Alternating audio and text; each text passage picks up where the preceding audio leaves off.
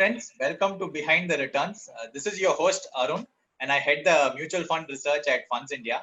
As always, we have a super interesting guest with us. The only difference is this time it's from the fixed income space. We have with us Mr. Suyash Chowdhury, who heads the fixed income space at IDFC Mutual Fund. Hi, Suyash. Thank you so much for joining us.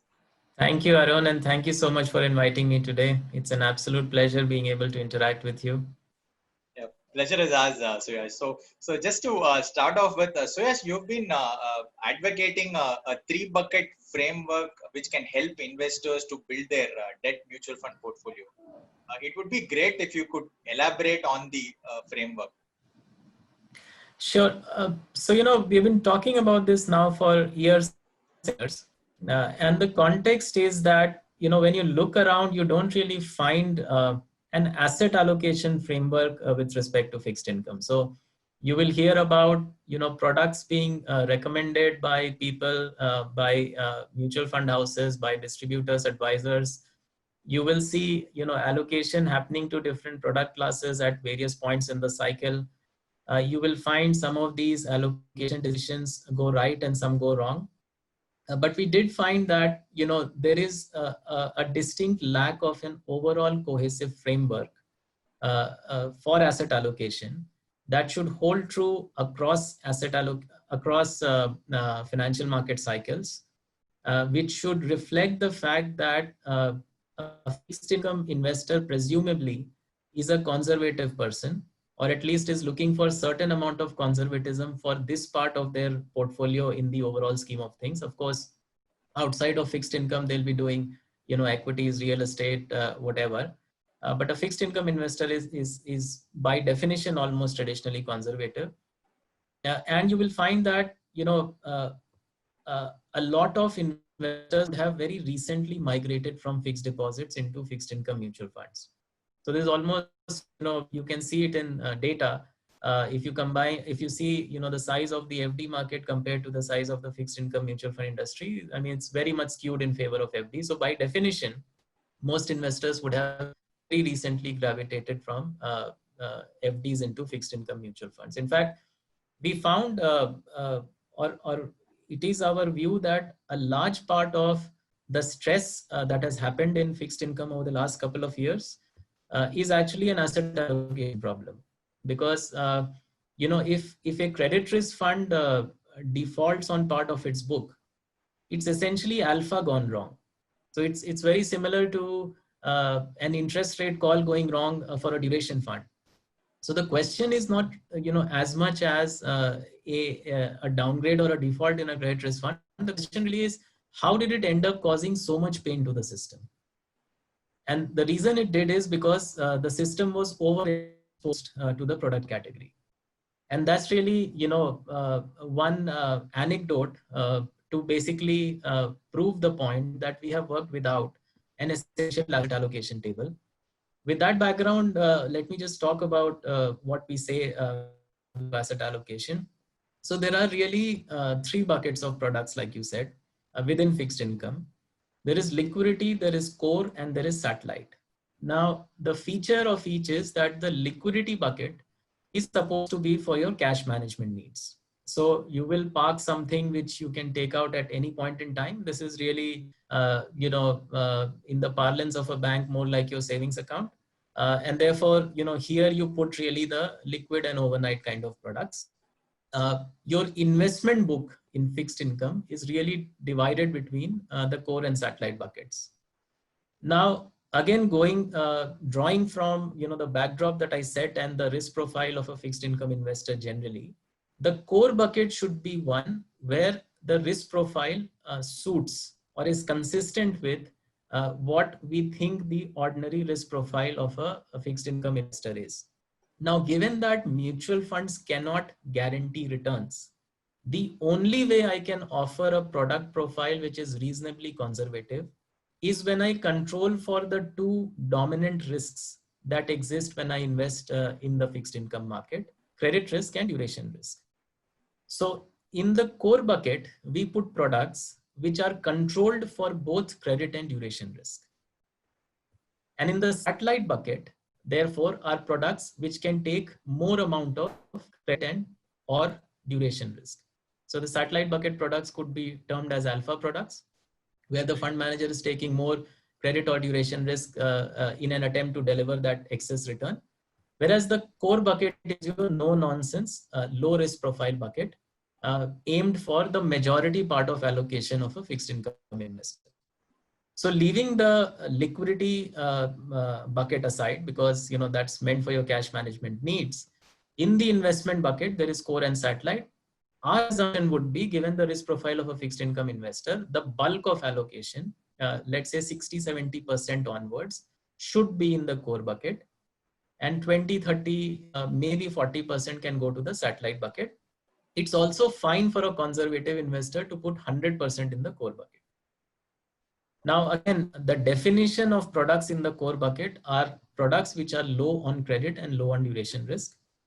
The way we are currently defining such products in our basket of offerings is, these are products which are full AAA or sovereign, with an average maturity profile which is largely, let's say, around 4 years and below, or 4 to 5 years and below.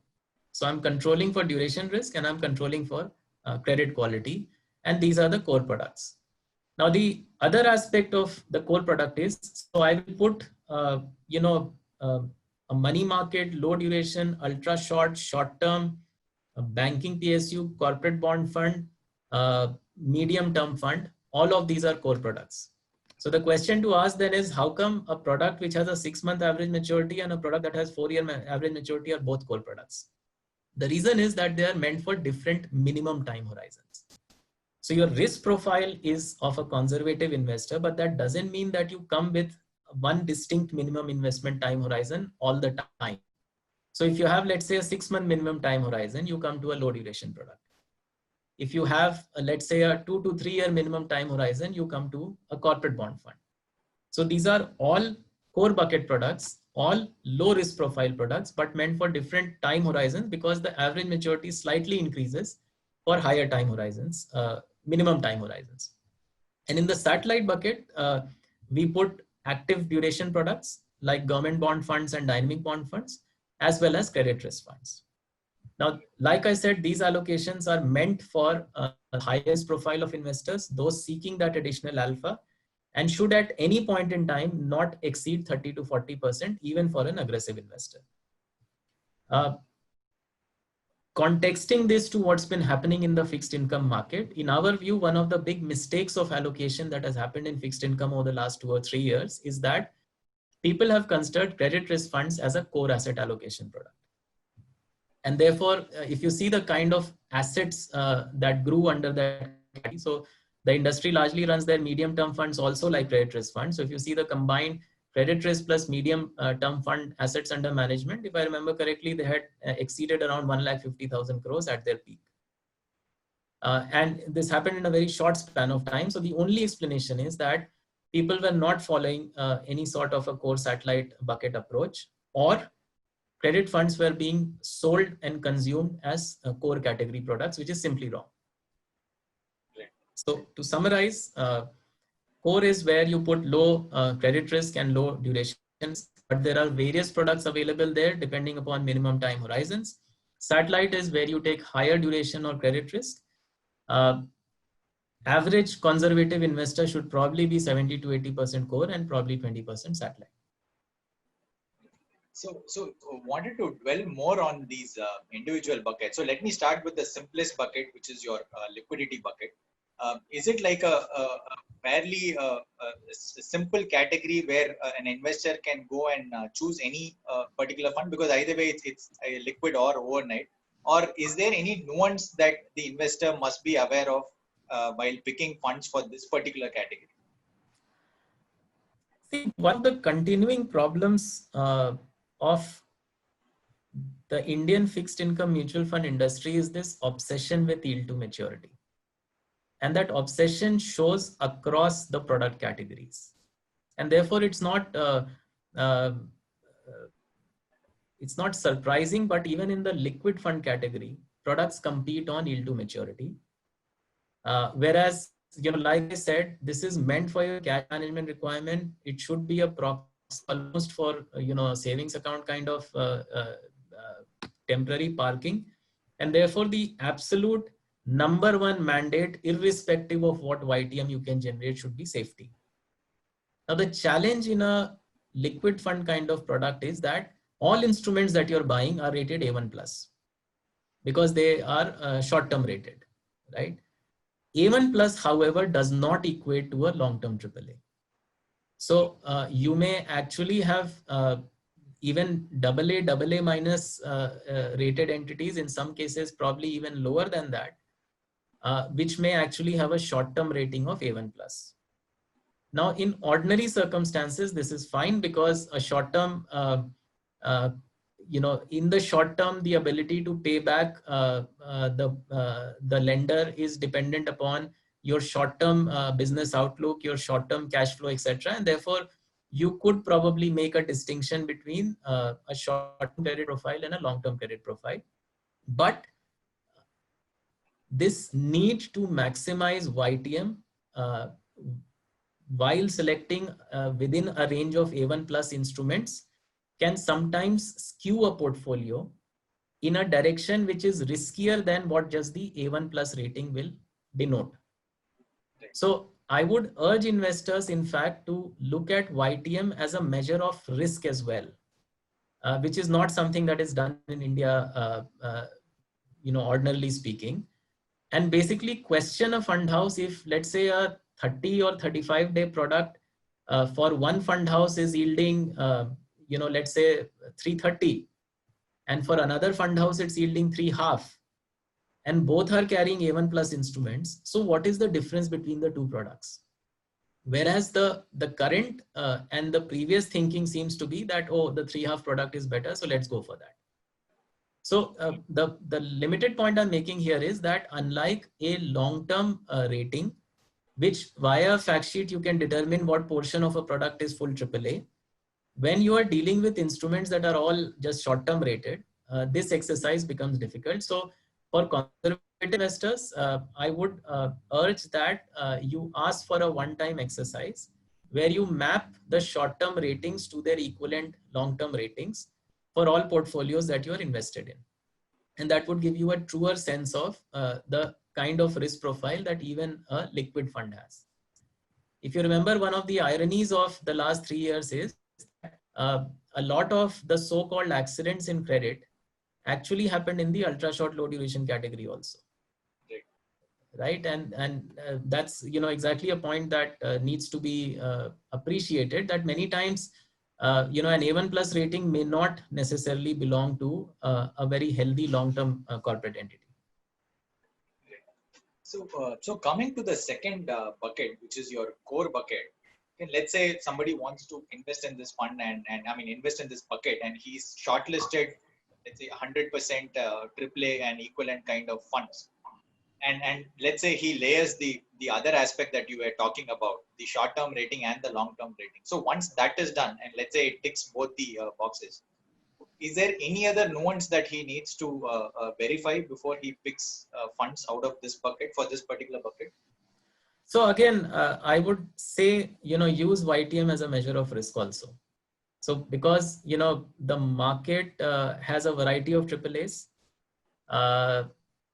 There are, weaker AAAs, there are stronger AAAs, there are more liquid AAAs, there are less liquid AAAs. So at some juncture, if you have focused your portfolio to 100% AAA, you have done most of your work, right? So if you have, selected only full AAA products, you have actually, done most of your work.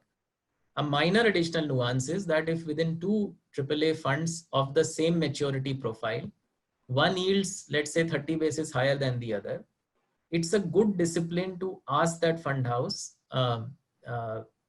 what this difference is owing to. So you can ask either one or both of those fund houses that, you are yielding this, what is the composition of this? Because I know of another product which has the same maturity, which has a higher composition, higher YTM, or you can ask the higher YTM fund house. But this discipline has to be inculcated in the Indian fixed income investor, that YTM is also a measure of risk. And for two products that walk the same, talk the same, look the same, if there are two different YTMs, then, I need to explore that in slightly greater detail. So yes, the other thing that we were noticing about the high credit quality core bucket is that in recent times the YTMs have also come down significantly. So inevitably there will be a point in time where you start thinking that maybe should I reach out for yield. So how should somebody who's entering now? So probably somebody who had entered in Jan, he's at least got the MTM gains. But for some investor who's entering now, how should he think about the current low yields? Is it what's your outlook? Is it going to stay like this for some point in time, or is there a chance that it might go back again? So how should somebody set a realistic return expectation from this point onwards? So that's a very interesting question. And in fact, there are 2 or 3 points that one needs to keep in mind.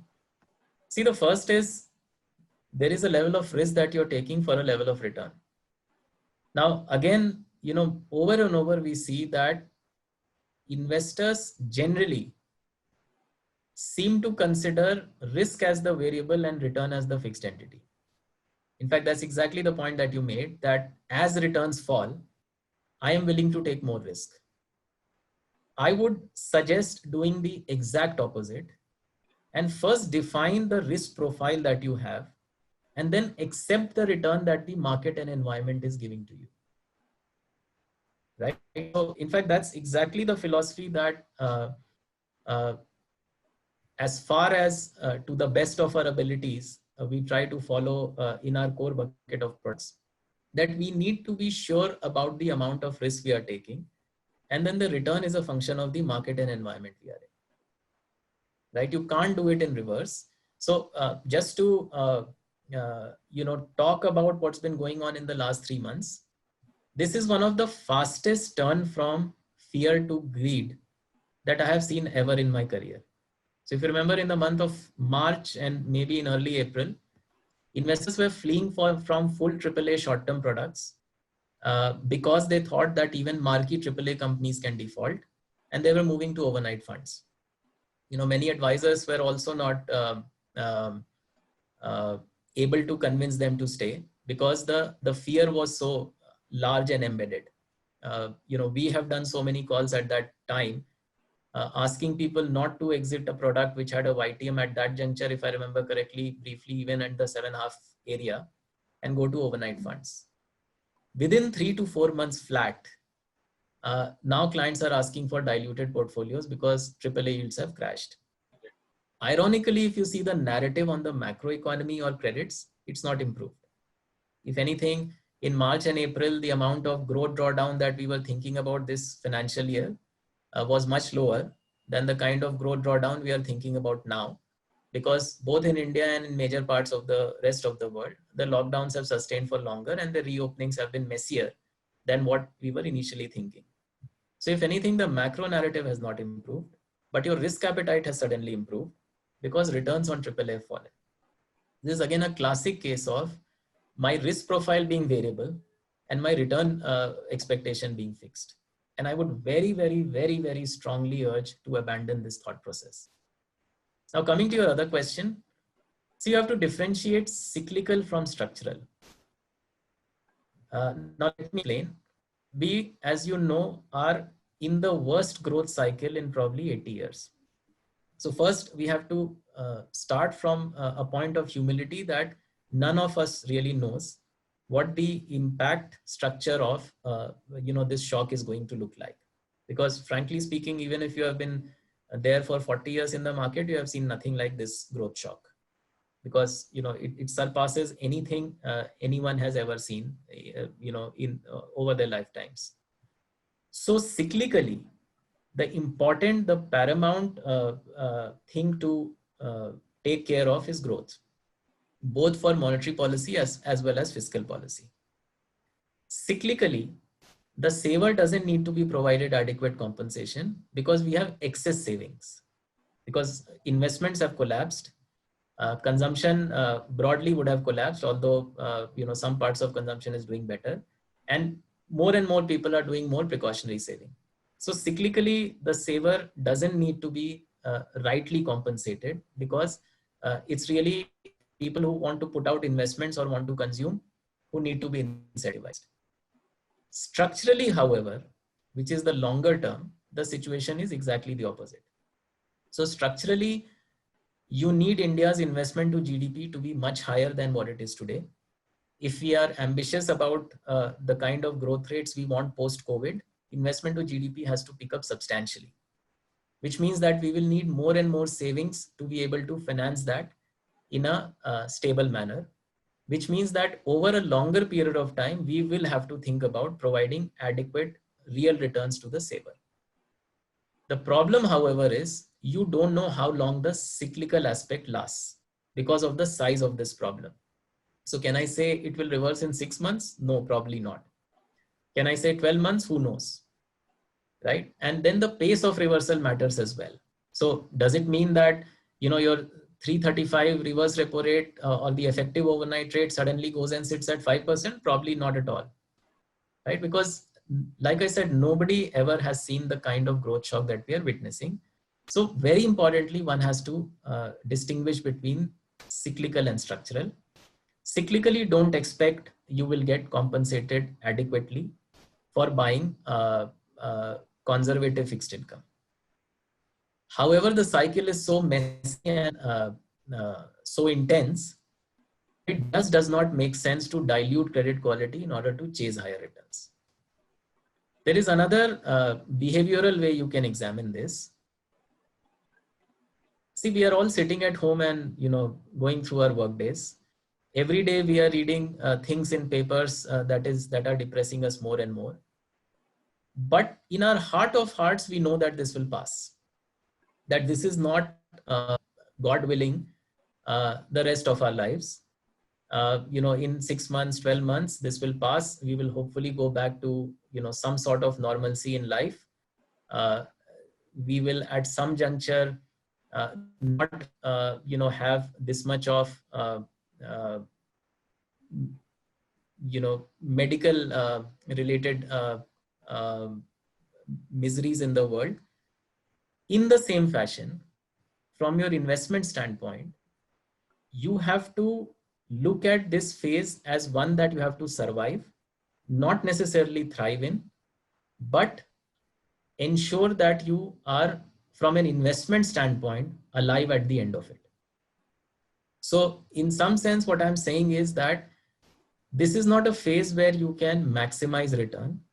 This is a phase where you have to control for risk and very aggressively control for risk, because you don't know, like I keep saying, just how large this shock is. Nobody knows.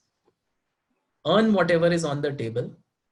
And then, when the situation stabilizes, when growth starts to recover, you will get adequate compensation for your savings. So one has to take a longer term view on things, so hopefully one can afford both in a personal and a professional capacity. So when you're managing funds as well as when you're looking after your own savings, you can probably, take a long-term view on things, especially when you're looking at your own savings, you can take a 20-30-year view on things. And my strong request would be to look at things in that way. Treat this as an exception rather than a rule, obviously, and treat this as a phase, just like as in our personal lives, we are looking for this to pass. In our investment lives also, we are looking for this to pass as far as fixed income is concerned. Do not overstretch yourself. Do not get into risks that cannot be unwound. What we are also seeing is that the quality non-AAA spreads on those have already been compressed. So in the months of March and April, they were elevated. But over the last month and a half, the quality AA plus kind of issuers have already seen a severe spread compression on their paper. So as far as we can see it, hardly any so-called juice left over there.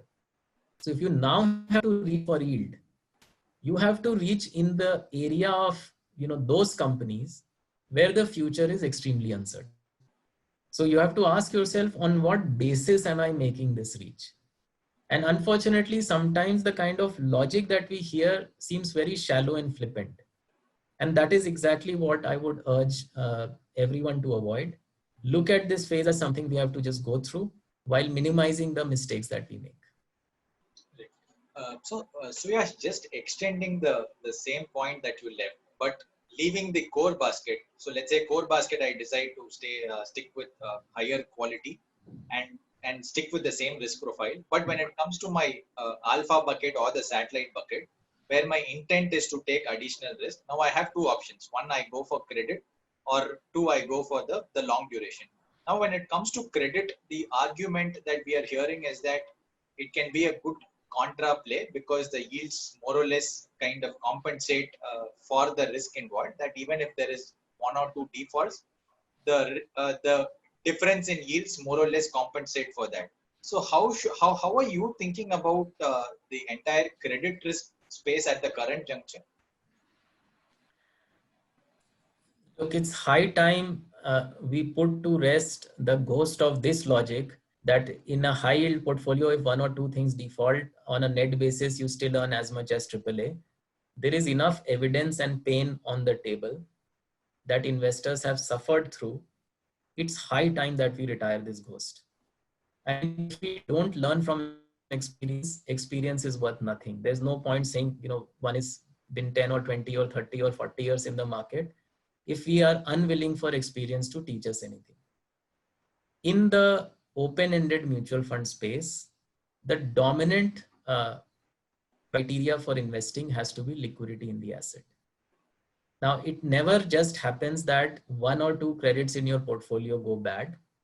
As we have been trying to tell investors for the last 4 or 5 years, the sequence of events is then owing to panic and redemption requirements from other investors, the size of the stress book in your portfolio continues to grow.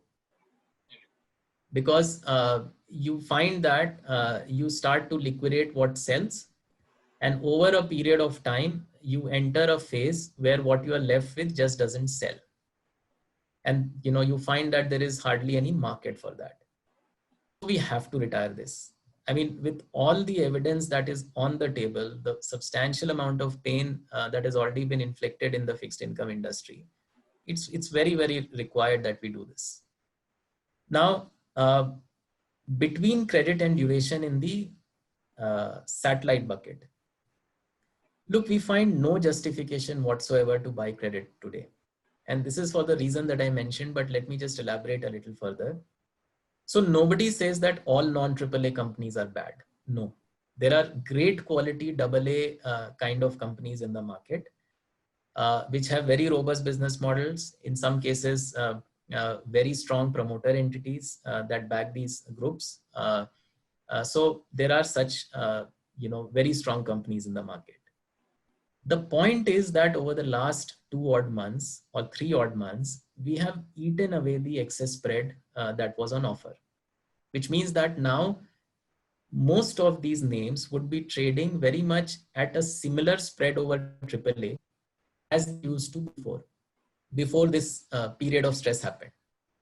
Now, the question really to ask then is that given the uncertainty in the system, is there any alpha so-called left in buying quite a few of these companies? Now, obviously one doesn't generalize fully, right? Because as you go lower down the curve, it does become more company specific. But since the question is general, it has to be answered generally. So the good AA plus names, the excess spread over history has largely been taken out. So there may be some small spread available, but it's neither here nor there.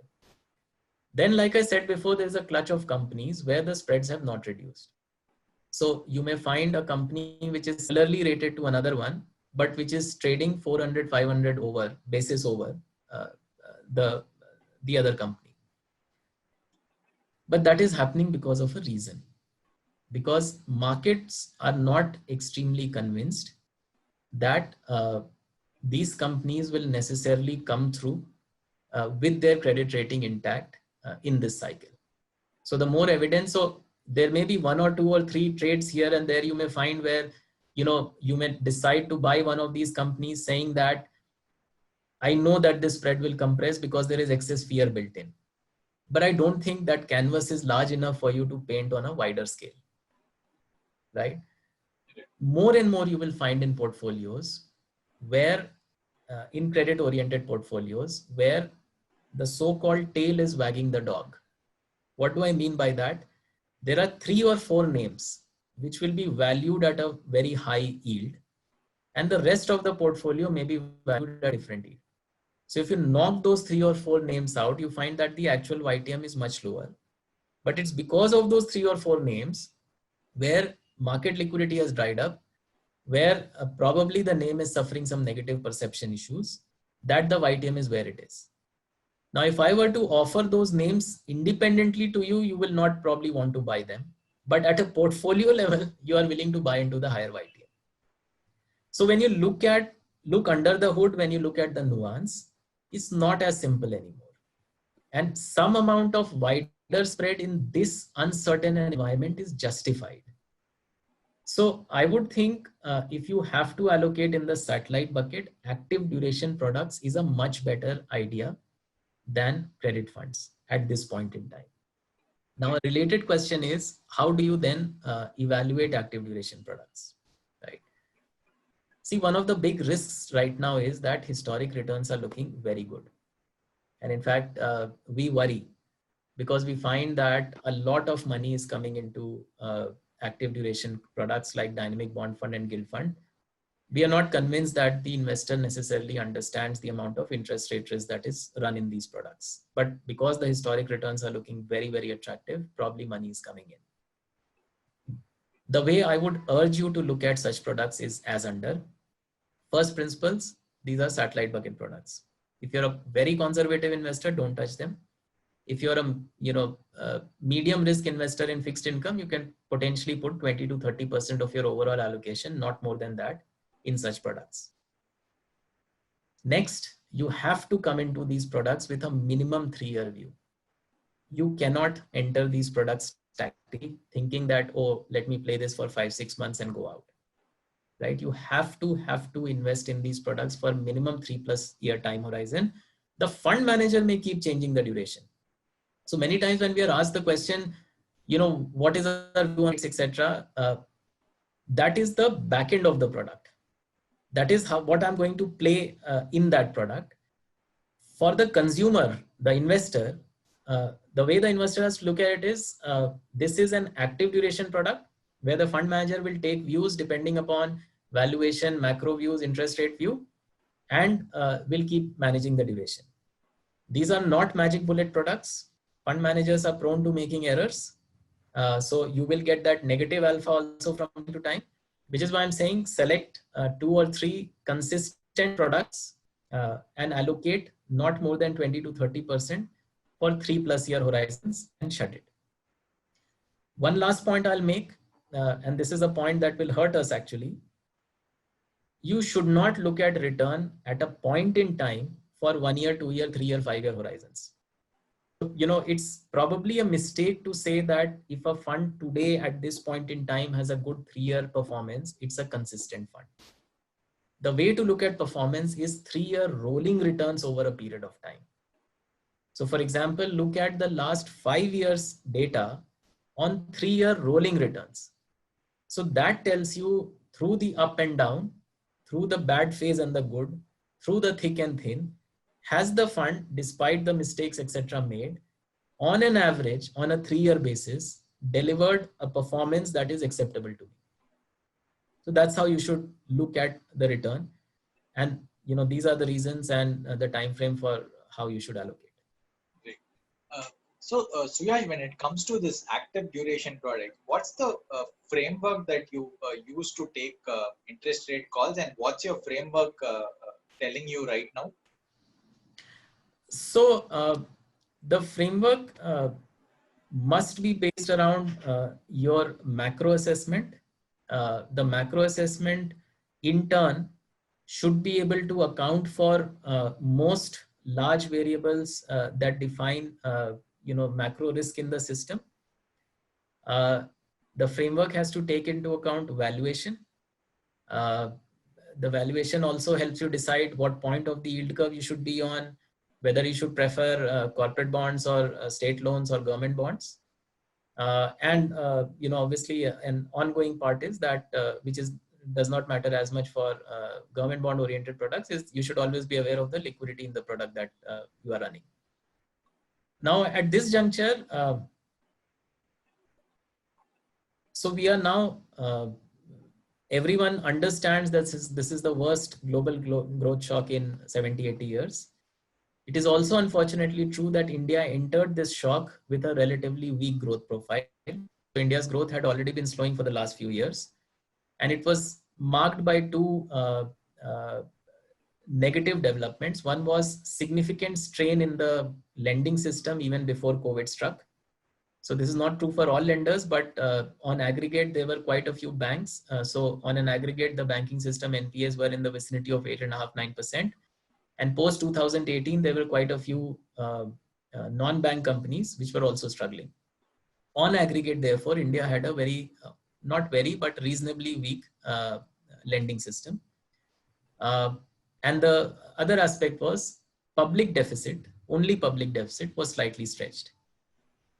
Now, so the cards we have been dealt into this crisis are not as strong. The good thing is our external account, which is doing very well.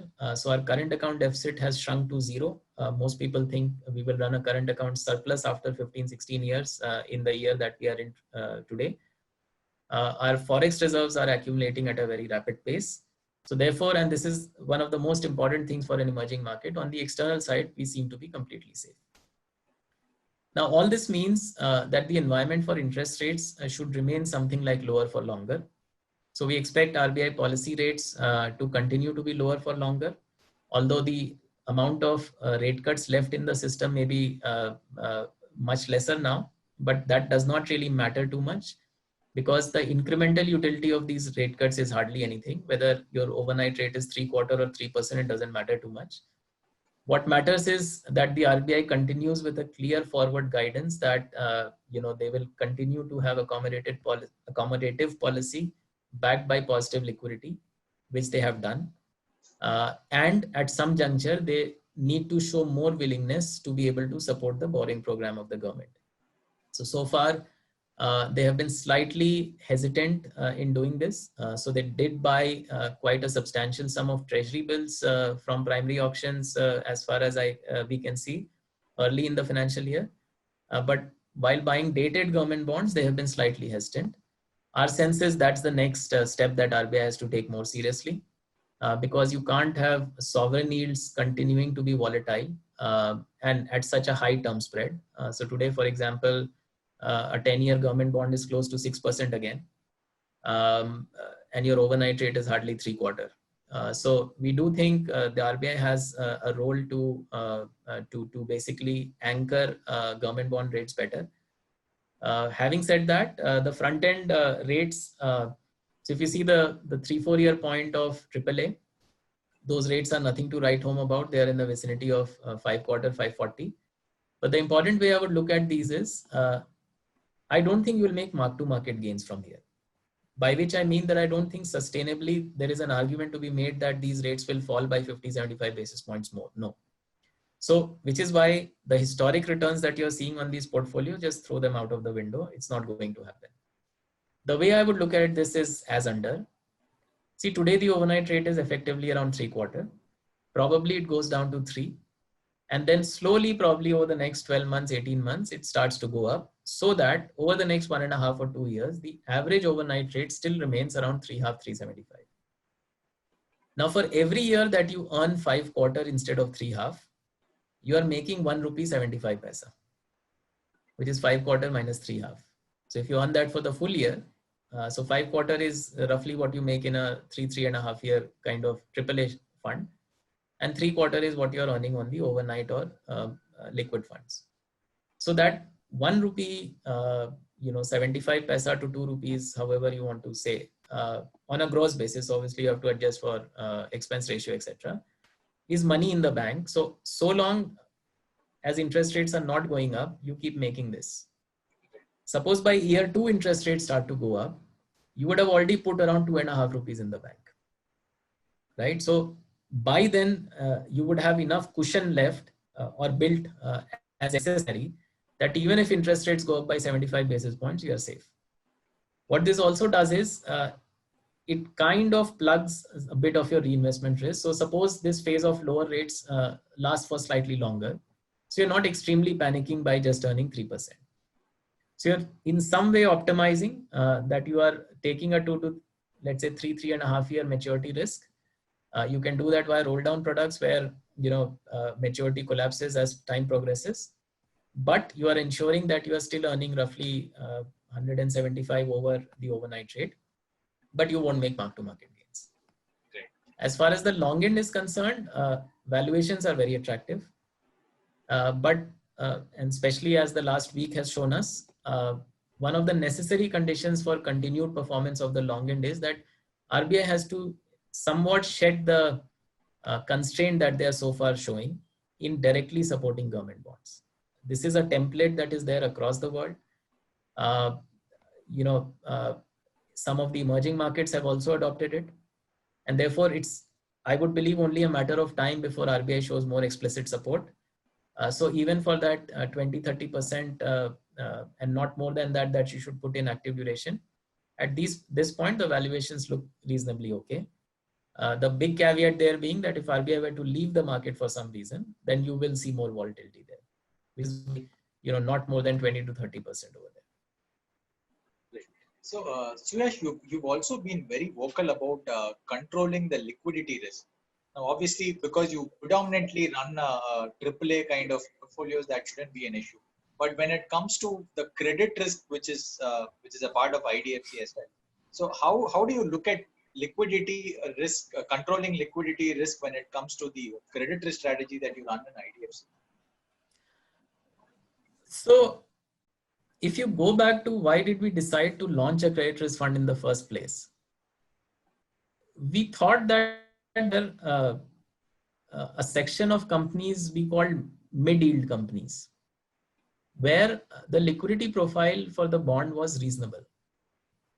They weren't obviously as heavy on carry as some of the lower rated illiquid papers. But in the AA kind of space, there were enough reasonably good companies which had reasonable liquidity in the secondary market. And that was the reason why we launched the credit risk fund in the first place. In fact, alongside the fund launch, we actually used to talk about this a lot, this term called mid-yield. That it's not AAA yield, it's not the high carry yield, it's mid-yield. And over time, and especially in the last 3 or 4 months, we are quite happy to see that assumption has come through. So don't forget, we have also been hit with our share of redemptions in the credit risk fund. Although as a platform, we have been growing because bulk of our assets are in the AAA funds. But in the credit risk fund itself, the assets under management have halved. And yet we have been able to quite effortlessly sell what we have been holding. At this juncture, actually the bulk of the portfolio is AAA sovereign cash, and credit is actually a smaller portion of the book. And so we were quite happy to see that assumption played out, that even in the very volatile phase of March, April, and probably a little bit of May, we always found bids for most of the kind of paper that we were holding. So we are quite happy with the general liquidity profile of the assets that we have held in the credit risk fund. So, Suyash, if I were to overall sum up IDFC's risk management philosophy, what are the risks which you will be okay with and what will you not be okay with? Look, the number one risk that we are not okay with is liquidity risk. And that's really the number one reason why we have always had a bias towards quality in fixed income. So if we had a thriving, developed credit market where liquidity was fine, price recovery from the secondary market was active, we would actually have gone more substantially into that space. But what we have always found, it's been true all the way over the last 10 years in credits, irrespective of the size of the credit fund industry, that there was next to no liquidity in lower rated credits. In fact, we had done an exercise a few years back where we had shown basis daily secondary market trades that bulk of A+ and below had zero liquidity. And this was, slightly before the stress hit that industry. So even in the best of times, it wasn't there. So the number one thing for a mutual fund, and this is one, you know, thing that we have always pushed against. So in the good old days when credit funds were doing very well, the objection was that as if I tranche my liability profile well, I don't need liquidity on my assets, which used to mean that if I have exit loads on my customers, if they are smaller ticket sizes, then I can afford to run a illiquid asset book. That assumption again has been thrown out of the window. And that's exactly the point that we used to make over the last 3-4 years, that you are a mutual fund, you are an open-ended vehicle. The primary source of your liquidity has to be the investment book you're carrying, not the profile of your investor, because when the perceived risk is high enough, the investor does not care about the exit load. Secondly, although the profile of investors may look retail, the control centers that are defining those allocations may be fewer. So for example, one distributor may be allocating a lot of smaller ticket client money to your portfolio. So it's a bit of a falsehood to say that my single ticket is this. If you're going to go down that path, you also have to disclose what your distributor wise assets under management are. And there is still an additional risk that if there is a problem, it's not necessarily that just one distributor is going to redeem from you. So the number one thing that an open-ended debt mutual fund has to ensure is that the bulk of liquidity comes from the asset book. It cannot buy. So this liability tranching is a balance sheet concept. We are not balance sheets, we are flow vehicles. So that's the number one thing that we always try to guard against in our investment philosophy, because once you have taken care of liquidity and by association price discovery from the market, there is a finite cost then to the mistakes that you make. So for example, if I, let's take the example of a stat bucket product like a dynamic bond fund. Suppose I'm in a 15-year government bond and I get that call wrong. It's never a question that I can't exit that position. Exit that position within a reasonable impact to me, right? Unless I choose to carry that and continue to get that call wrong. But it's not about liquidity. But in credits, over and over, we have seen that once the perception changes, liquidity just suddenly dries up. And then the next bid you may find is 500, 700 basis point higher, or in some cases, much higher than that. So in an open-ended mutual fund, liquidity is of paramount importance. And it's high time that investors question fund managers on this.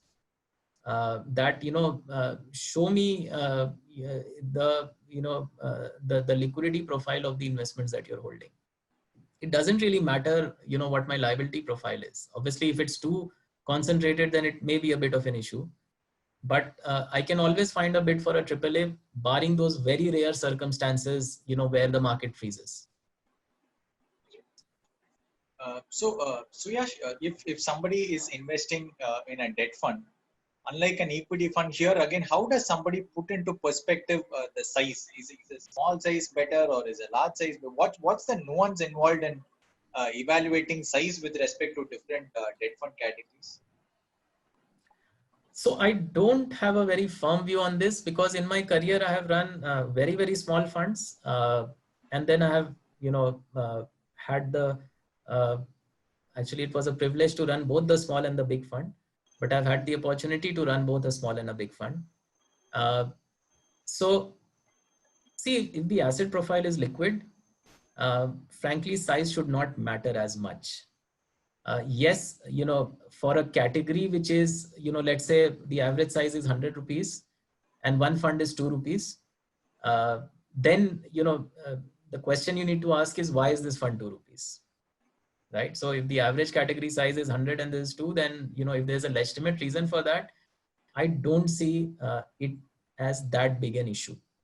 The number one criteria is the liquidity of the book and the discipline behind that. So, often we see people pivot to the fashionable trend. So if the fashionable trend is, conservatism and AAA, then there are tons of products that come out around that. And, when the tide turns, the same product starts to introduce more risk. It becomes very difficult for you as a 3-year plus investor to then monitor these products. And there is, so, one of the things is, I think people haven't spent enough time analyzing fixed income houses for the consistency of their approach over the last 5-7 years. Probably, nobody has spent this. So I know some people have started to do that, but I think little more of that needs to be done. Where, you see a fund house for, a well thought out philosophy. So if you ask the question, like you asked me, what are the kind of risks you manage, what is your philosophy, etc. And there's no answer there, then that's a red flag. So you need to know, what you're doing in the market, what are your anchors, what are the things you will do and what you won't do. And that could also be at a product level. So, there are many core bucket products which we look at with a very, very, very conservative lens, because the context is that they are core bucket products. Okay. So going forward, what are the key risks that you're currently evaluating, Suyash? What are the key risks that all investors should be aware of? See, the one thing you need to be aware of is that this is a slow moving thing. So don't think that, the level of the stock market or the level of AAA bond yields are suggesting to you that, you are now fine. So let me explain that. See, the bulk of the market, the bulk of the economy, the bulk of loans that would reside with many balance sheets belong to the unlisted, the small, the medium enterprises, retail, etc. It is quite likely that credit conditions for many of these actually tightens instead of loosening as we go along the line. Because in the first go, there is a lot of government supported programs, etc., that have been provided to backstop credit flow to many of these entities. But as time progresses, the strength of this support will start to go down. So it's already happening, for example, in the US, where the first stimulus bill was very aggressive, but they're now struggling to put together the next stimulus bill.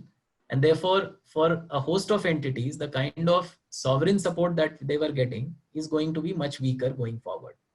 So that's one reason why, even though the headline level of equity and corporate bond markets may be suggesting that conditions are very loose and getting better, this is true for, this is not true rather for a very large part of the system, where credit conditions may actually tighten down the line.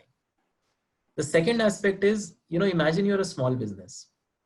When this first happened, like with everything else, your first instinct was to try and preserve, to try and survive. But as this goes on and on and on, and you don't unfortunately find any light at the end of the tunnel, you will have to give away your business. So we are seeing that in the restaurant industry, where many people are surrendering licenses or not renewing them. We are seeing them partly in, the unorganized fleet operators. So it's happening a lot. And if you think about it logically, if I'm a small entrepreneur and my business is shut for the last 3 months, I mean, how long can I survive? So this cycle of default will get higher as we move forward in time. And therefore, this is slow burn. This is not something that will hit you and then go away. And so the greatest or one of the great dilemmas in front of you is that there's a temptation to get in and get out of a weaker credit. So there could be a temptation to say that, oh, right now you are in the midst of dispensations and restructuring, etc. Maybe I can just buy a 6-month paper and, nothing will happen. Or I'll buy a 2-year paper and I'll sell it 1 year down the line. In many cases, the market does not allow this luxury.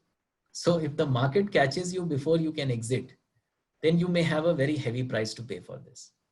So it's not a coincidence that, so many banks are raising so much of precautionary capital. Do you think, they need it? They don't need it, right? But, I would think of it as both growth as well as precautionary capital, because it is prudent to do so. So even though you are diluting, even though, you are suffering loss of investment opportunities, you are still building up that war chest. That's exactly the mind frame that investors also need to have. That let me settle for less, let me dilute my returns if required, but let me come from a point of view that I need to survive this from an investment standpoint. I cannot afford more damage to my portfolios. Suyash, also on the global front, what's your reading on the yields, and especially given that there's been a significant money printing. So how do you see this? So there's one view which says that inflation might shoot up. There's also equivalent other view saying it won't shoot up. It might be something like Japan where you will print and they won't. So how are you seeing through the whole global yield space? Let's talk about the dominant global markets, which is the US. So the US Fed is very clear. They want unemployment to go back close to the levels that we were pre-pandemic. At the same time, they recognize that a significant part of this will take much longer or could even be of the nature of a permanent damage, because there'll be some industries, some services which will take a very, very long time to come back. And in that phase, and referring to the last point that I made, the mortality risk is very high for some businesses. But they're very keen that we go back to that level or close to that level. And for that, they're going to provide or continue to provide the level of accommodation that they're providing. At the same time, continuing to urge the US government to take on more fiscal stimulus. They were also worried pre-pandemic that inflation in the US was unable to pick up to their 2% target. And they were worried that implicitly they were worried that this could cause a Japanification or more recently a Europeification that you referred to. So the rope on inflation is very long. So even if it were to pick up, and I'll just try and address the other point on inflation that you mentioned, but even if it were to pick up, they will look for a sustainable overshoot of 2% for a period of time before they start to withdraw the stimulus. So like Jay Powell says, we are not even thinking about raising interest rates, right? So Fed policy is lower for longer for a very long time. If you think about real yields in the US, so pre-pandemic, post-global financial crisis, even though nominal yields were low, real yields were still positive. In the post-pandemic phase, you are actually going to have a very long period of time where real yields actually are negative in the US, because they don't want to go down the phase of negative nominal rates. So they're going to do as much as possible to continue to keep financial conditions very loose. And they will not very much worry about inflation till it's sustainably above for a very long period of time. Now, the argument on inflation rising is largely predicated on this, that if you see money growth in the, let's say the US, it's growing very sharply. It's in the 20-23% area year on year. Now, there is this equation which says price into quantity is equal to stock of money into velocity of money. So stock of money has gone up. For the same level of quantity, you should assume that price will start to go up. But that also assumes that velocity of money which has crashed will come back. So now at this juncture, the jury is divided. If you ask me, I would think I can't find too much reason why the velocity of money should rise very substantially. You are still in a phase where precautionary savings are going up. Nobody wants to make loans in the market. So everything is telling you that velocity should remain depressed. So therefore, the working assumption right now is that no, we don't have a serious demand-led inflation problem down the line, although around the world we are seeing supply side inflation because of these supply bottlenecks that have happened, including in India we saw yesterday. So this is not at least something that the Fed is worrying about. For this to happen, you need to see credit growth in the system really picking up. You need to see velocity starting to pick up, and then you have to start to worry about it. But if I have to, I would say that inflation is not the risk that we are looking for, at least for the foreseeable future. So coming to the last question, so Suyash, what is the interesting debate that you're having internally? Could you just share if there are any interesting debates that you're having internally? Well, see, one is that this environment has become so complex.